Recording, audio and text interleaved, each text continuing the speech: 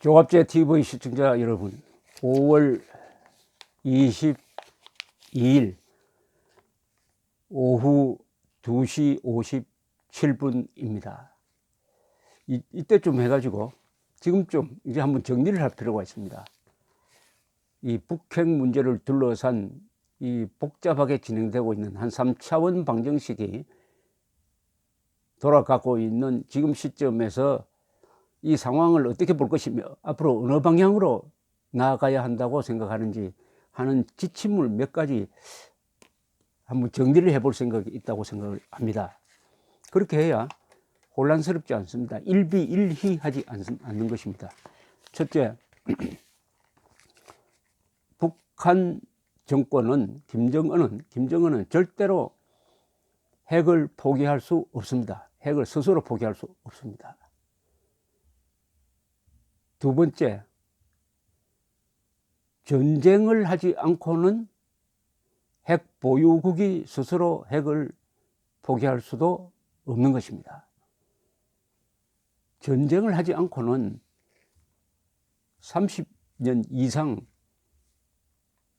수백만을 굶겨 죽여가면서 제재를 당해가면서 모든 힘을 기울여서 핵무기를 만들었는데 그것을 무슨 값에 팔겠습니까?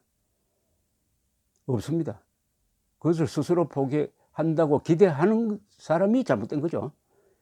김정은 정권이 스스로 핵을 포기할 것이다 라고 기대한 게 잘못이죠. 전쟁을 통해서 없애버리고 북한이 패전국이 되면은 그때는 포기할 수가 있습니다. 세 번째, 전쟁을 하지도 않았는데 전쟁에서만 핵을 포기시킬 수가 있는데 전쟁을 하지 않고 외교 무대에서 협상을 통해서 북한 핵을 포기시킬 수 있다고 생각하는 것은 망상입니다. 망상. 네 번째, 북한이 핵을 포기하도록 만드는데 어떤 대가를 지불해야 하는가? 돈으로 계산이 되겠습니까? 돈으로 계산이 되겠습니까? 유일한 방법은 주한미군 철수 한미동맹 해체도 아닙니다. 유일한 방법은 북한의 생존에 절대적 위협 요인이 되고 있는 대한민국이 사라지는 겁니다.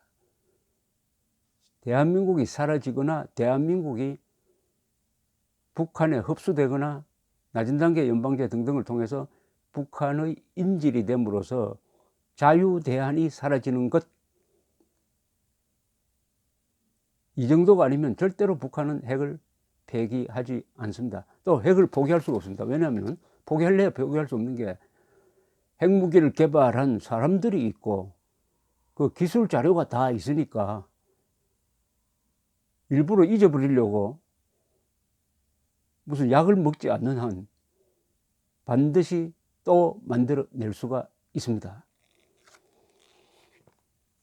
그 다음에 북한 핵의 목적은 뭡니까?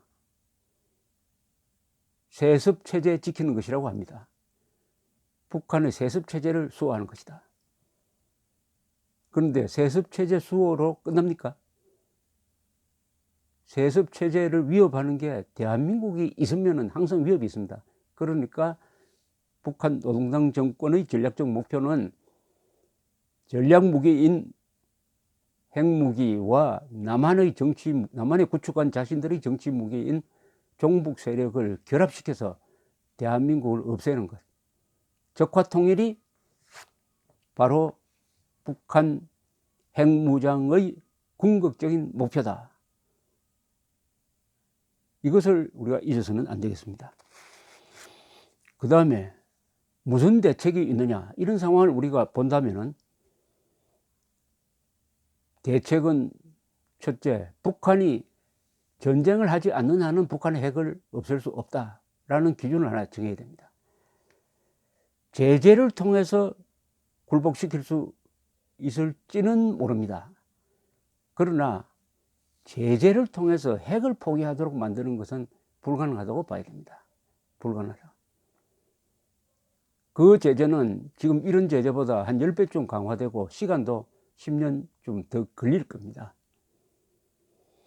그러면은 북한이 핵을 스스로 포기하지 않는다. 전쟁 아니면 포기시킬 수 없다라고 생각하면은 우리의 대응은 뭡니까? 첫째는 전쟁하는 겁니다. 미국과 딱 손을 잡고 상당한 부담을 가지고 북한의 핵시설을 공격하는 것입니다. 그게 하나의 방법입니다. 두 번째는 전쟁을 안 하는 것입니다. 그런 수단을 안 쓰는 겁니다. 다른 방법을 가져오는 것입니다. 다른 방법을, 전쟁을 벌이면 다른 방법이 또 많아요.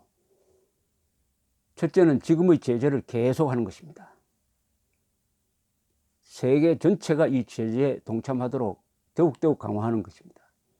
두 번째는 북한의 핵을 무력화시키는 핵 우산을 더 강화하는 것입니다. 미국이 제공하는 핵 우산을 더 강화하고, 여기에 아주 중요한 게 하나 있습니다. 전술핵.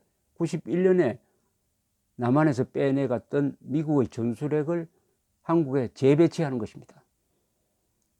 재배치한다. 재배치하면 북한이 가지고 있는 핵무기와 재배치된 전술핵이 균형을 이룹니다. 균형을 이루면서 북한의 핵이 군사적으로 의미가 없게 되는 것이죠. 의미가 없게 되는 것이죠. 그러면은, 북한의 그러면은 핵 폐기를 단념한 거 아니냐? 뭐 그렇게 볼 수도 있습니다. 어차피 북한의 핵은 전쟁이 아니면은 폐기시킬 수 없는데 전쟁은 할 수 없으니까 기정사실로 인정하고 균형을 맞춘다. 북의 핵무기를 존재감이 없도록 만들기 위해서는 전술핵을 재배치하고 한반도 주변에 미국의 핵 미사일 실은 잠수함을 상시 배치하고, 또 재배치된 전술핵 무기에 대한 공동사용권을 한국이 갖는 겁니다. 나토에 그런 제도가 있습니다. 그 다음에 사드를 집중적으로 배치하는 것이죠. 특히 수도권에 사드를 집중적으로 배치하는 것. 핵미사일 공격에 대한 방어훈련을 계속하는 것입니다. 매주 계속하는 것입니다. 한미동맹을 지금보다 더 강화하는 것입니다. 이렇게 되면 북한이 핵을 가지더라도 쓸모가 없게 됩니다. 쓸모가 없게 돼요. 균형이 맞춰졌어요. 쓸모가 없게 됩니다. 그렇게 될 때 김정은이가 깝깝해서 회담으로 나올 가능성이 있습니다. 핵을 가져도 쓸모없게 만들면 되죠. 그 핵, 그거보다 몇 배나 되는 다른 핵, 미국의 전술핵을 한반도에 갖다 놓으면 이 균형이 딱 맞춰집니다. 너무나 간단합니다. 아마 지금 트럼프 대통령의 성향으로 봐서 한국 정부가 그렇게 하자 하면 응할 거예요. 그렇게 하면서 시간을 두는 거죠. 시간을 기다리면 북한에서 변화가 일어날 겁니다. 장마당이 더 많아지고 북한 주민들이 깨어나고, 그러면 북한 안에서의 자체적인 변화가 일어나서 김정은 정권이 타도되든지 이른바 북한에서 민주화 운동이 일어나게 될 것입니다. 이렇게 하면 됩니다. 이게 뭐 복잡합니까? 그런데 문재인 정권이 들어서 가지고 지금 제재 국면으로 가고 있는데 회담을 한다면서 김정은을 끌어들이고 드디어 시진핑까지 끌어들이고 해서 한반도 상황을 복잡하게 만들면서 트럼프 대통령까지 마음이 흔들리도록 이렇게 만들고 말았습니다. 만들고 말았어요. 다 된 밥에 뭐 뿌리는 식이 되어버리고 말았습니다.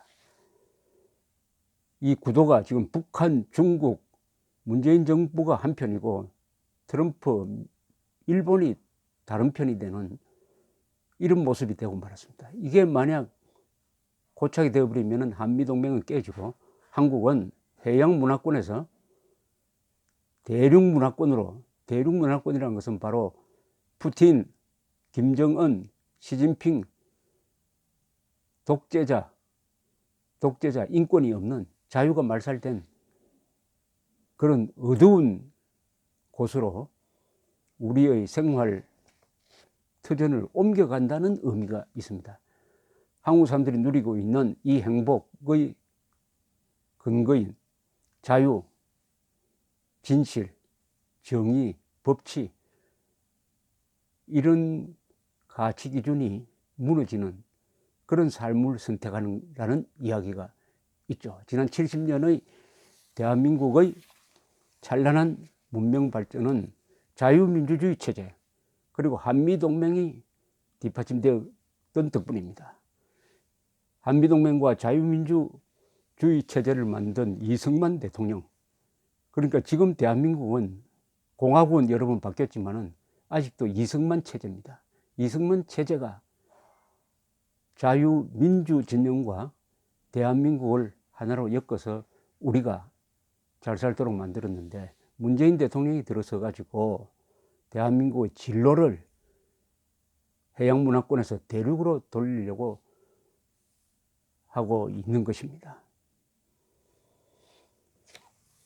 이렇게 제가 정리를 해드렸는데, 그렇다면은 문재인 대통령을 제가 여러 번 비판을 하니까 그럼 당신의 대안이 뭐냐라고 가끔 댓글에 질문이 있었습니다. 거기에 대한 답변으로 제가 이렇게 말씀드렸습니다. 요약하면은 전쟁을 하지 않는 한 북한의 핵은 포기시킬 수 없다. 그렇다면 북한의 핵을 인정하고, 핵 보유국으로 인정한다는 뜻이 아닙니다. 핵이 있다는 것을 인정한 다음에 그 다음에는 우리가 전술핵을 재배치 해가지고 북한의 핵을 무력화시키는 조치를 취하고 나서 제재는 계속 강화해 가지고 북한 내부에서의 큰 변화가 일어나서 북한에서 진정한 자유화 운동이 일어나서 김정은 정권을 타도하는 그 날을 기다리면 된다. 묵직하게 기다리면 된다. 그렇게 하려면은 한미동맹이 지금보다 한미일동맹입니다. 한미일동맹이 한 10배쯤 더 강화되어야 한다. 이것이 저희 대안입니다. 감사합니다.